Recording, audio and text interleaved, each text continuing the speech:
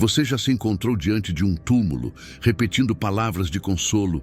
Ele está em um lugar melhor. Ela agora descansa em paz. E mesmo assim, sentiu um vazio, uma pergunta ecoando em seu coração. Para onde foram realmente?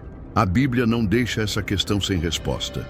Ela oferece vislumbres de um reino tão real quanto o nosso, ainda que invisível. Câmaras sombrias sob a terra, coroas de louvor diante do trono divino, súplicas ardentes por justiça e até celas temporárias para espíritos em rebelião. Estes não são mitos góticos, mas revelações inspiradas que mostram a vida após a morte. Imagine que revelação explosiva, o que os mortos fazem após a morte, segundo a Bíblia, vai expor 5 estágios distintos dessa jornada pós-mortem. Estágios de consciência, emoção, memória, adoração, espera e reencarnação corporal.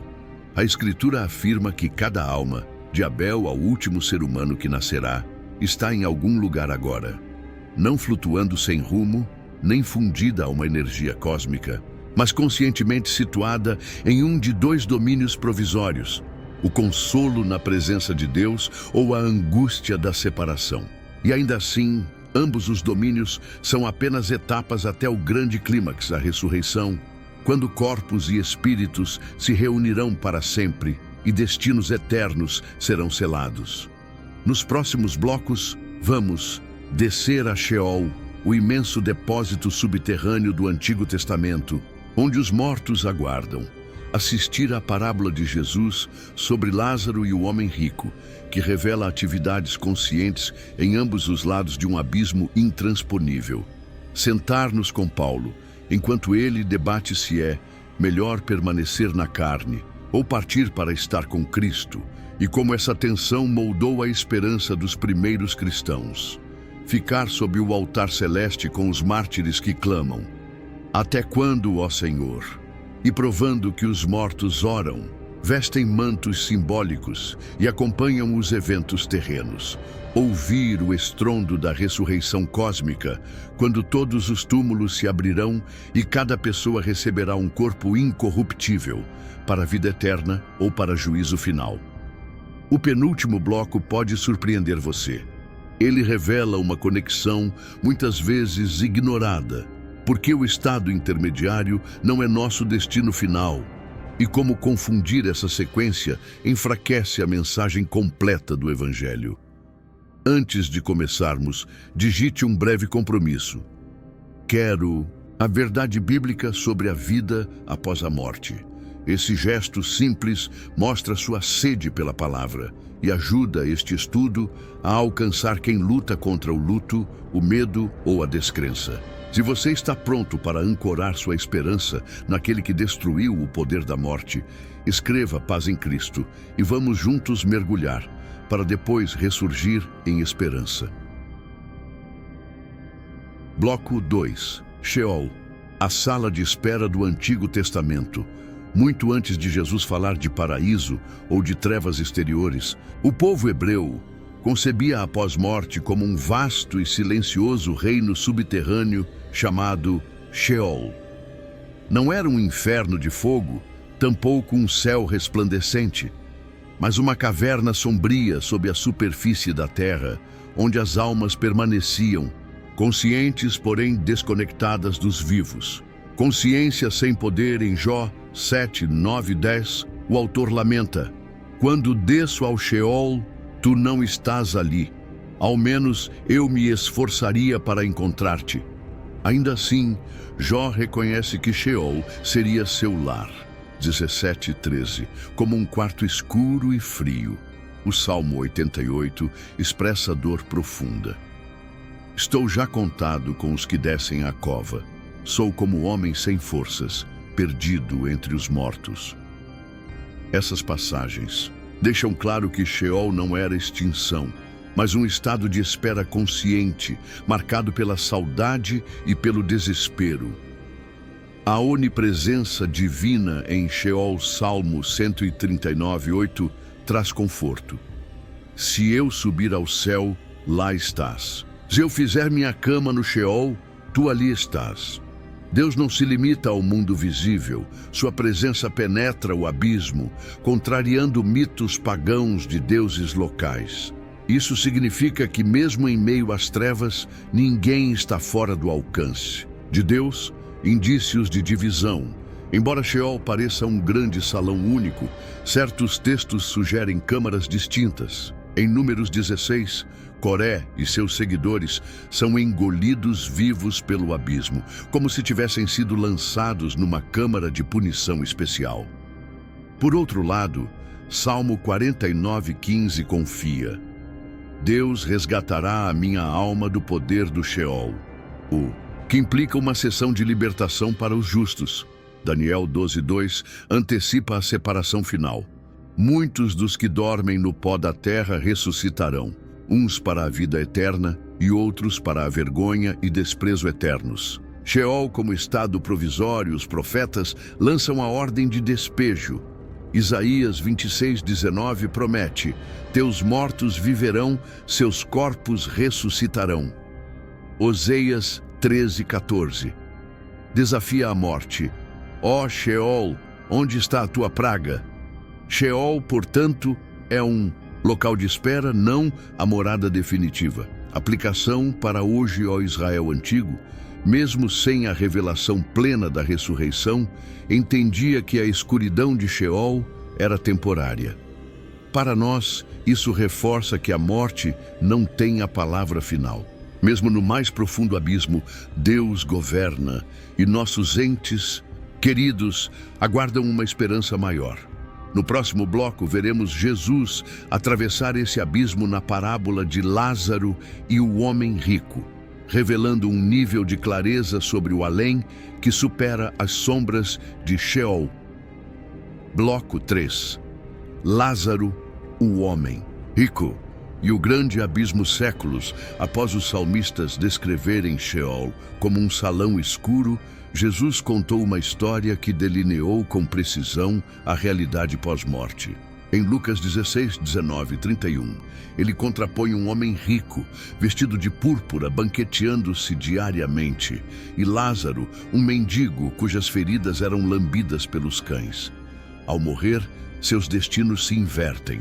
Lázaro é carregado pelos anjos ao seio de Abraão, enquanto o rico desperta em Hades, a versão grega de Sheol, mas desta vez um lugar de tormento consciente, consciência e identidade imediata.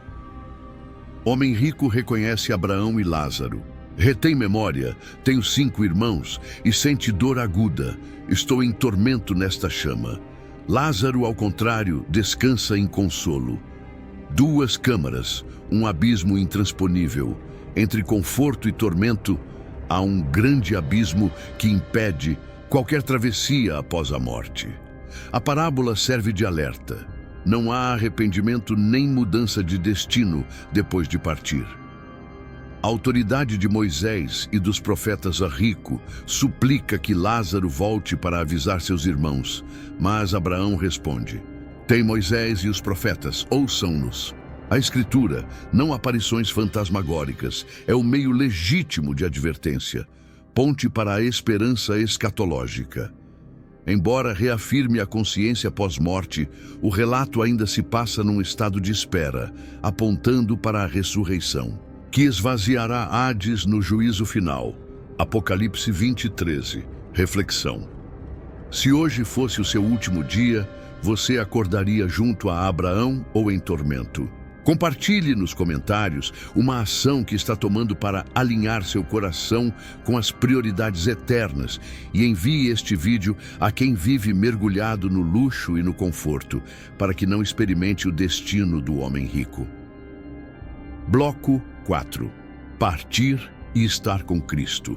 A esperança paulina em 2 fases, quando Paulo escreve: para mim viver é Cristo e morrer é lucro. Filipenses 1:21. Não está poetizando a morte, mas expressando a certeza de um gozo imediato. Ele confessa: estou pressionado entre ambos. Desejo partir e estar com Cristo, o que é muito melhor. V 23.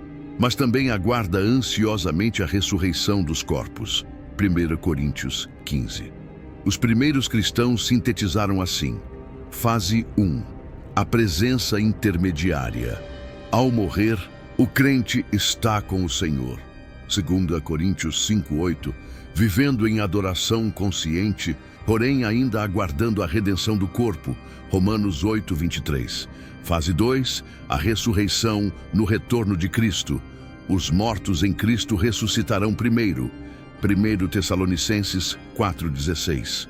Corpos incorruptíveis se unem a espíritos glorificados, completando a vitória sobre a morte.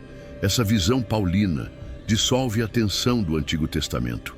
Os justos não jazem nas sombras, mas estão com Cristo, aguardando o dia em que receberão corpos glorificados. Os ímpios, por sua vez, permanecem em Hades, conscientes de seu juízo vindouro. Essa esperança em duas fases consola o enlutado. Seus entes queridos em Cristo estão seguros ao lado do Senhor. E um dia você os abraçará em corpos ressurretos, numa terra renovada. Bloco 5. Os mártires sob o altar, almas orantes perante o trono em Apocalipse 6, 9, 11. João é transportado ao santuário celestial. Debaixo do altar, ele vê as almas dos mártires, que foram mortos por causa da palavra de Deus. Eles clamam: até quando, ó soberano Senhor santo e verdadeiro, não julgas e vingas o nosso sangue? Recebem vestes brancas e ouvem que descansem um pouco mais. Observações essenciais. Intercessão consciente. Essas almas oram. A morte não silencia as súplicas dos justos. Os mortos em Cristo intercedem pelos vivos. Vestes simbólicas, as roupas brancas simbolizam vindicação, ainda que seus corpos aguardem a ressurreição. Acompanhamento dos eventos terrenos. Eles acompanham o desenrolar da história. Até quando? Revelando conexão ativa entre céu e terra. O cronograma Divino Deus honra seu clamor, mas retarda o juízo final até que o plano redentor esteja completo. Essa visão derruba a ideia de que os mortos em Cristo estão inativos. Eles adoram, intercedem e esperam. Para nós, é um convite à oração perseverante, sabendo que nossas súplicas se unem a um coro celestial. Pausa para reflexão. Saber que os santos falecidos oram fortalece sua disposição de interceder. Comente Oro com o Céu e compartilhe este estudo com quem precise de consolo após perder um mártir ou ente querido. Bloco 6. A grande ressurreição e o vaziamento de Adeso. Ápice da escatologia bíblica não é a existência sem corpo, mas a ressurreição corporal. Jesus declarou: chegará a hora em que todos os que estiverem nos túmulos ouvirão a sua voz. João 5:28. Paulo afirma: soará a trombeta e os mortos ressuscitarão incorruptíveis. 1 Coríntios 15:52. Apocalipse 20:13 descreve Hades entregando seus mortos para o juízo final. Para os justos, corpos gloriosos e incorruptíveis, espíritos reunidos com a carne, entrando no novo céu e na nova terra. A morte já não existirá. Apoc 21:4. Para os ímpios, corpos ressuscitados para vergonha e castigo. Eterno, Daniel 12:2. Hades lançado no lago de fogo. Apocalipse 20:14. Separação definitiva de Deus em tormento corpóreo. Assim, paraíso e Hades são reinos provisórios. A ressurreição sela os destinos e inaugura a renovação cósmica. Ignorar essa sequência pode distorcer a esperança cristã, fixando-se apenas em ir para o céu e negligenciando o objetivo bíblico: a vida ressuscitada numa terra restaurada. Bloco 7. Conclusão: desde as sombras de Sheol até o seio de Abraão, do anseio de Paulo ao clamor dos mártires, do estado intermediário à grande ressurreição, a Escritura revela que os mortos estão despertos, aguardando, adorando ou sofrendo, nunca extintos. A verdade explosiva, a morte realoca a alma, mas não apaga sua consciência. Cada história humana continua em uma de duas condições, até que corpos e espíritos se reencontrem para sempre. Se este estudo aprofundou sua compreensão, declare nos comentários: minha esperança está na ressurreição de Jesus. Compartilhe este vídeo com quem teme a morte. Mostre-lhes a visão bíblica do pós-vida e da restauração final. E inscreva-se para futuras imersões que fortalecerão sua fé com a palavra sólida. Agora, deixe a música de encerramento envolver você. Agradeça ao Senhor que tem as chaves da morte e do Hades. Apocalipse 1:18. Peça-lhe que guie seu coração às coisas do alto, mas que o impulsione a amar aqui embaixo. Quando a melodia cessar, compartilhe suas impressões ou perguntas. Até que a trombeta soe e os túmulos se abram, viva com coragem, pois viver é Cristo e morrer é lucro. Amém.